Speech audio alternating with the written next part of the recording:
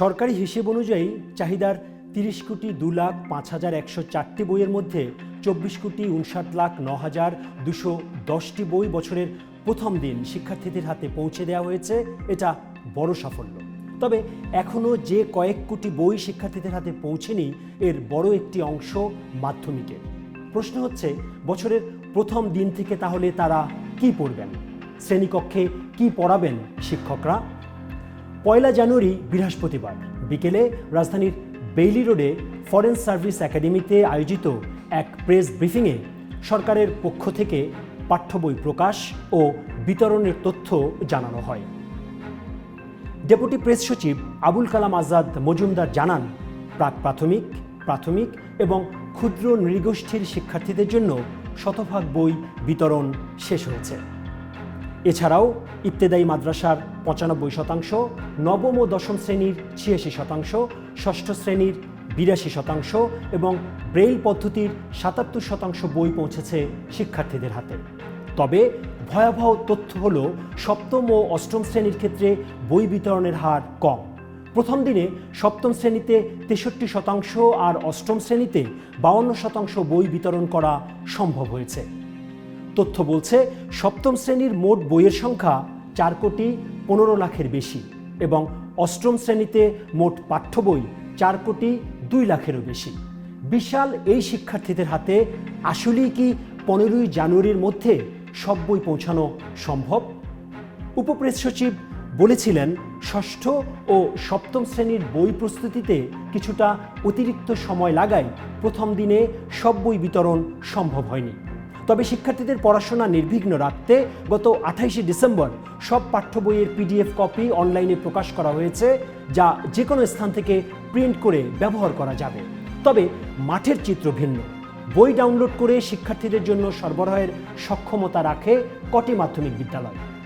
একইভাবে কয়টি পরিবারে কম্পিউটার সহ প্রিন্টারের সুবিধা আছে? সরকারের লক্ষ্য আগামী ১৫ই জানুয়ারির মধ্যে সব বই বিতরণ সম্পন্ন করা। গত ৫ বছরের পরিসংখ্যান পর্যালোচনায় দেখা গেছে, মার্চের আগে কখনোই শতভাগ বই বিতরণ সম্ভব হয়নি। তবে সরকার বলছে, এবার দ্রুততার সঙ্গে কাজ চলছে। ভুল সংশোধন ও পাঠ্যপুস্তকের মান উন্নয়নে চলছে সংস্কার কার্যক্রম।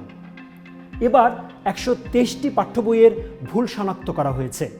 ২২৬ জন শিক্ষকের মতামত গ্রহণ এবং ৩০০-এর বেশি শিক্ষকের অংশগ্রহণে দীর্ঘ ২১ দিনের কর্মশালা অনুষ্ঠিত হয়েছে।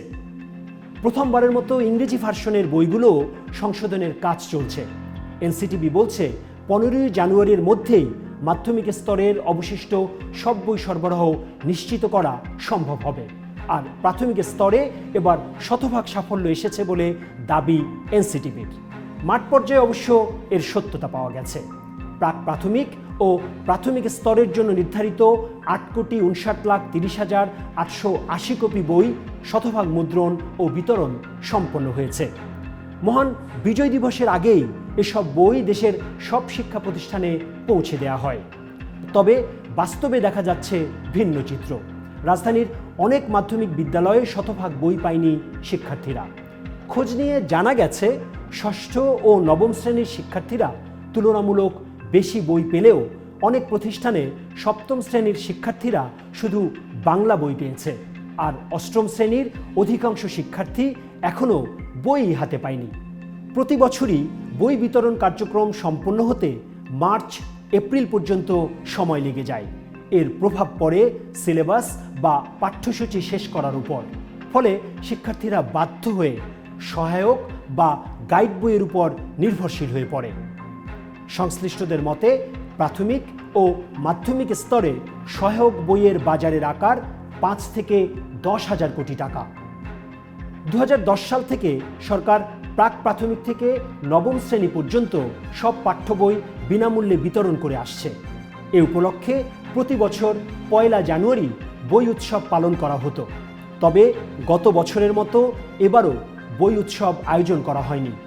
এ বিষয়ে ১ জানুয়ারি সংবাদ সম্মেলনে দৃষ্টি আকর্ষণ করা হলে প্রধান উপদেষ্টার প্রেস সচিব শফিকুল আলম জানান, এবার সবাই খুশি, কারণ সবাই বই পেয়েছে।